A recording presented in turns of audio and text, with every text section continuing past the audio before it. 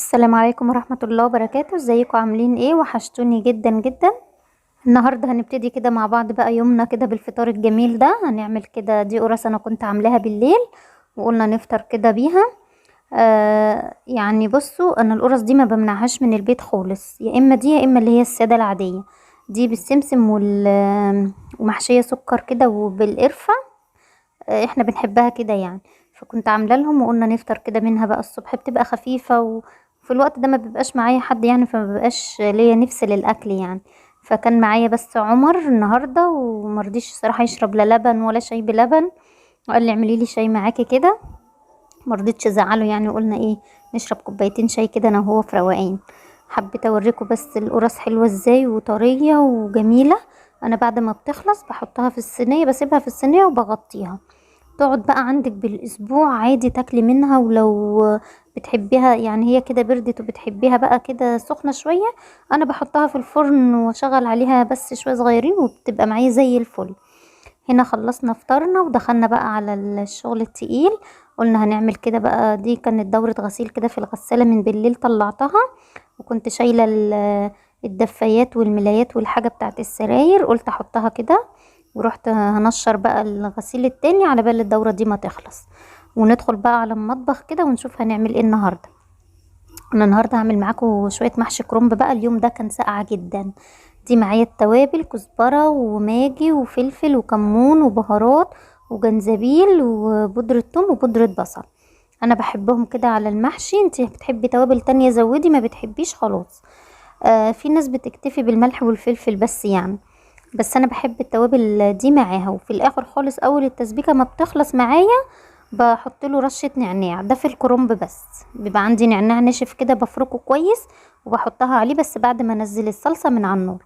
هنا بقى كنت ضاربه طماطم كده في الخلاط وفضيتها كده على البصل، وهنسيبهم بقى كده ايه، ياخدوا التسبيكه بتاعتنا الحلوه دي. وهنا بقى قلت اجهز الحشوه بتاعه البط. انا هعمل النهارده الكرنب وجنبه بط، فهجهز كده الحشوه. ده رز غسلته، دي كوبايه رز غسلتها، ما بنقعوش ولا حاجه، غسلته بس وخرطت عليه بصلايه.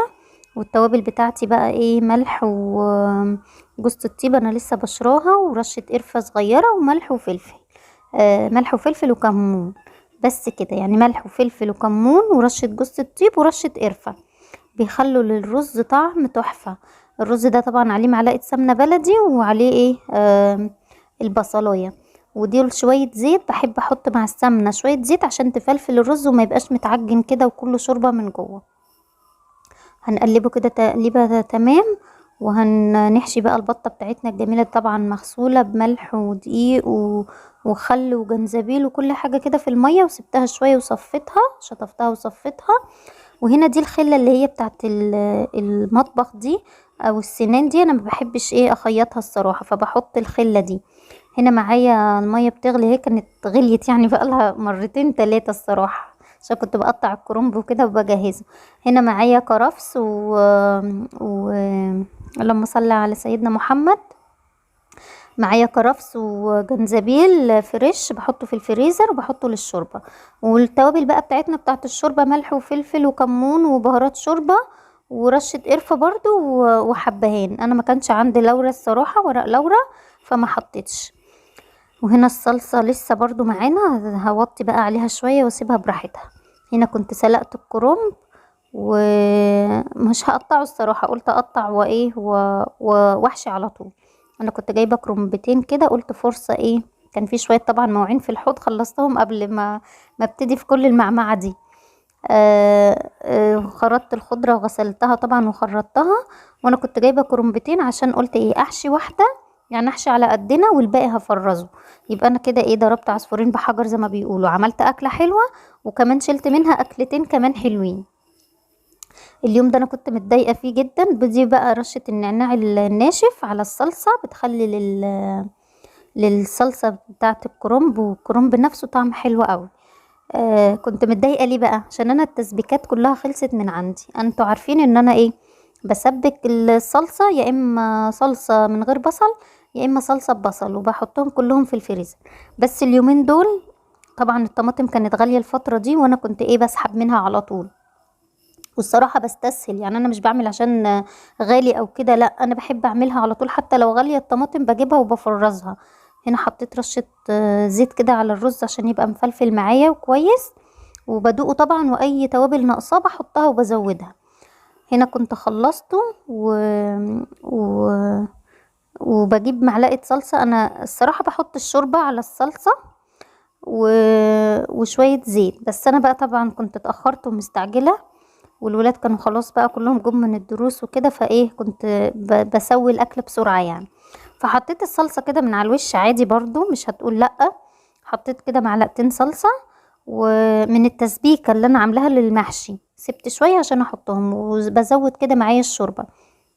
ولو ما عندكيش صلصة من التسبيكة مش فاضلة يعني، عادي معلقة صلصة كده على شوية شوربة، وبتسقي بيهم، بتديله حمار خفيف كده وبتخلي شكله حلو. هنا بقى هسقيه واظبطه، ونرجع بقى لموضوعنا. كنت زعلانة عشان التسبيكة خلصانة. ليه؟ عشان انا يعني اليوم ده عملت بصل وعملت طماطم وعملت حاجات كده، فمش تعبت طبعا. لكن التسبيكة جاهزة، بروح مطلعة الكرنب، والكرنب عندي بيبقى جاهز، تسبيكة والكرنب جاهزين، وبروح ايه حشي على طول. فالموضوع بيبقى معاكي سهل وبسيط، ولو وراكي اي حاجة في البيت تانية عايزة تعمليها او حابة تعمليها بتعمليها، وما بتضيعيش وقت يعني كتير. مش كل اليوم، مش طول اليوم هنقف في المطبخ. هنا جبت البطاية بتاعتي كانت استوت وزي الفل. عملنا ايه بقى؟ برضو بالتسبيكة كده، ورحت دهنها دهنة كده، وهدخلها الفرن تحت الشواية على طول. وهنا المحشي سقيته وهغطيه بقى، وهنروح نفرز بقى مع بعض الورق اللي فضل مننا. برضو ما قدرتش انا، دايما بقطعه وبظبطه على قد الحشو على طول. قلت عشان انجز في الموضوع، لسه ورانا مواعين محشي، يعني كل المطبخ بيبقى عندي ايه المواعين بتاعته خلصانه. فقلت احطه مفروض كده زي ما هو في الكيس وهظبطه، ولما اجي اعمله ابقى اقطع وحشي على طول زي ما انا كنت بعمل يعني. اللي انا حطيته على البطايه ده التسبيكه العاديه. لو ما عندكيش بقى التسبيكه فاضله يعني، هي معلقه كاتشب او معلقه صلصه من العلب العاديه دي، وشويه زيت وملح وفلفل، وادهني بيه وحطيه تحت الفرن، بتطلع لونها حلو قوي، وبتبقى برضو كمان طعمها جميل. ادي عملنا كده ايه اكلتين حلوين معانا كده من الكرنب بتاعنا. هما كانوا ما شاء الله عليهم يعني حلوين. كده خلصنا، والمحشي على النار والبطة في الفرن. هنروح نعمل بقى المواعين، مش هنطلع ونسيب المطبخ متكركب كركبة السنين كده، لا احنا هندخل بقى ايه على المطبخ. خلي دايما وانتي في المطبخ ايدك في كل حاجة. يعني انا كنت مولعة على الصلصة وحاطة مية البطة وبغسلها وعملت الرز والحشوة بتاعتها يعني، ونقيت رز المحشي وغسلت الخضرة. بصوا، بطلع من المطبخ مفيش اي حاجة ورايا، كل الاكل بيخلص في ساعة واحدة بس كده، كل حاجة معانا ايه بتبقى مية مية. بس نستعين بالله كده ونطرد الشيطان من البيت دايما بالقرآن وبالذكر، ودايما خلي لسانك كده في ذكر الله يعني، وانتي واقفة على طول. والله العظيم الامور دي بتسهل قوي قوي قوي. يعني انا مش دايما بقول كده في الفيديوهات، بس فعلا انا طول اليوم وانا في المطبخ كده، فللحمد لله يعني ايه ما بحسش بتعب والله، بالعكس. اه طبعا بنتعب، وكل ستات البيوت بتتعب، بس طبعا ربنا هيجازينا على تعبنا ده في الاخر يعني. بس طول ما انت بقى واقفه كده وبتذكري ربنا، عمرك في حياتك ما وانت واقفه كده هتتعبي او تزهقي او حاجه، لان في حاجه لهياكي. دايما القرآن شغال جنبي في المطبخ، وقلتها كذا مره، حتى لو انا نسيت الذكر بسمع بسمع وانا واقفه، ودني مع الراديو عادي جدا، وبسمع الكلام اللي بيتقال، وبفهم بيقولوا ايه، فطبعا باخد عليه برضو حسنات. وبيذكرني طبعا، دايما بيصلوا على الرسول وكده، فانا معاهم برضو لساني شغاله اللهم صل وسلم على سيدنا محمد طبعا. هنا بقى دخلنا على المواعين اهو، انتوا شفتوا معايا انا عملت ايه. غسلت الاول الرخامه عندي كلها، غسلتها وظبطتها ونشفتها تنشيفه تمام.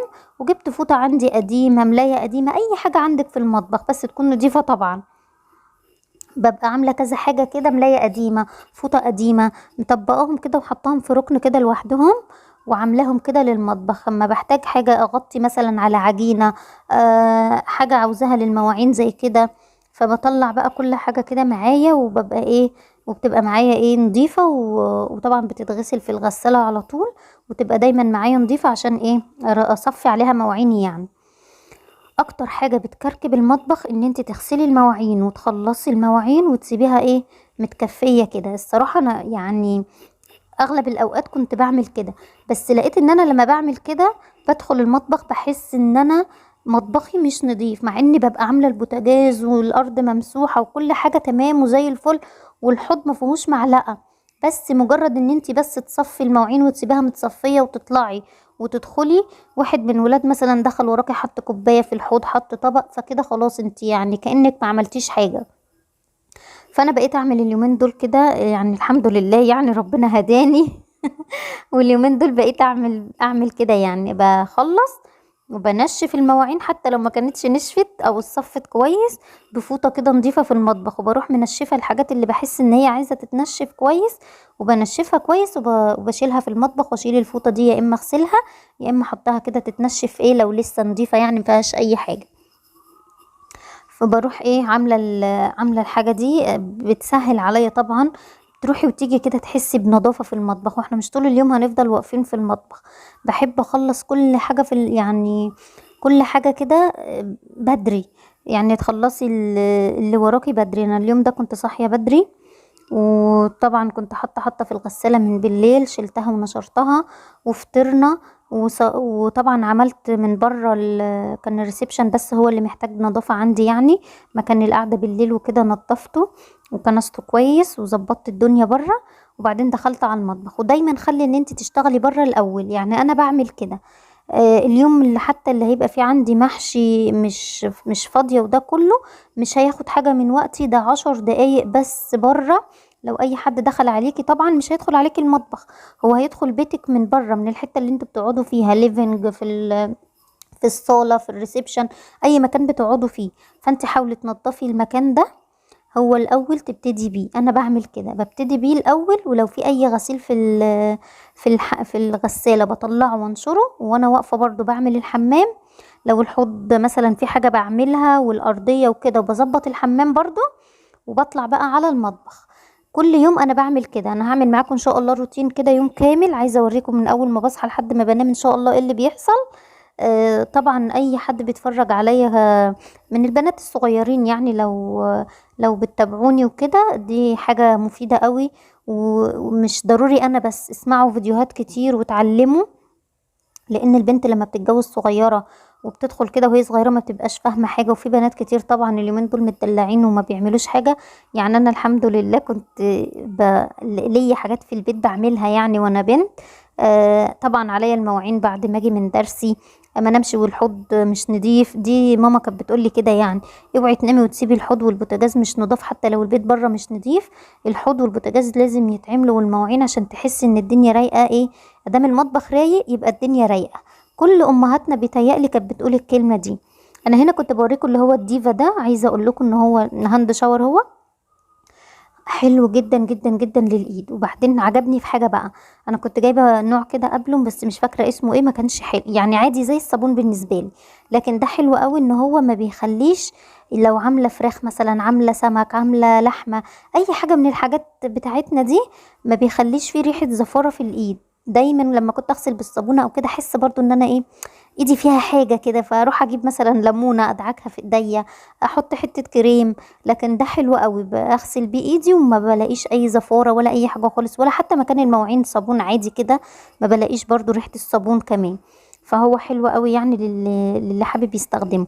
والبخاخه اللي عندي على الحوض دي فيها خل على صابون على ميه، دي للحاجات السريعه كده. مثلا البوتاجاز عندي نضيفه زي الفل، بس سخنت عليه عيش، وقع عليه حاجه سريعه، بروح ماسكاه بقى كده ايه بختين وبالفوطه، مش بدعك بسلكه ولا ليفه ولا حاجه، بفوطه المطبخ وبروح مسحاه. انا هنا طبعا خلصت المعركه الحاسمه بتاعت الحوض طبعا، والصفايه خدتها كده معايا بالمره، هي كانت نضيفه، انا بس يوميا بشيل الصفايه دي وبصفيها وبغسلها عشان تبقى معايا زي الفل. وهنا البتاع الرصاصي ده كلين كده، كنت عملت بيه الحوض برضو بعد ما صبنته كويس، لمعته كويس بالكلين عشان ايه ما يبقاش مطفي كده وشكله مش حلو يعني. هنا كده المحشي معايا كان اتشرب، هوطي عليه. يعني كان استوى خلاص، حاجات بسيطة كده. وهنا بقى الأكلة بتاعتنا كده. ويا رب الفيديو يكون عجبكم، لو ما اشتركتوش في القناة اشتركوا وفعلوا الجرس. والسلام عليكم.